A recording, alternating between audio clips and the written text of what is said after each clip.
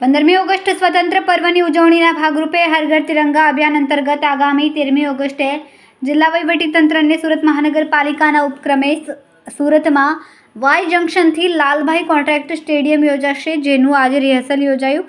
જિલ્લા collector Tejas Parmar, police commissioner Vamang Jamed સહિતના ઉચ્ચ અધિકારીઓની ઉપસ્થિતિમાં આયોજિત રિહર્સલમાં route and direction, security protocol, traffic diversion તેમજ વ્યવસ્થાપનની સંપૂર્ણ સમીક્ષા કરાઈ. આ ભવ્ય યાત્રામાં BSF, RAF, CRPF, Chetak commando, marine task force, હથિયારી તથા બિન હથિયારી પોલીસ પ્લાટૂન્સ, SRPF, NCC boys and girls, SPT cadets, TRB home guard સહિત આશરે 29 જેટલી વિવિધ પ્લેટૂનો જોડાશે.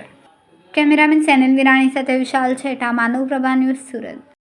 અમારા વિડીયોની નવી અપડેટ મેળવવા માટે સબસ્ક્રાઇબ કરો માનવ પ્રભા ન્યૂઝ ચેનલને. બેલ આઇકન ક્લિક કરો લેટેસ્ટ વિડીયો સૌથી પહેલા મેળવવા માટે.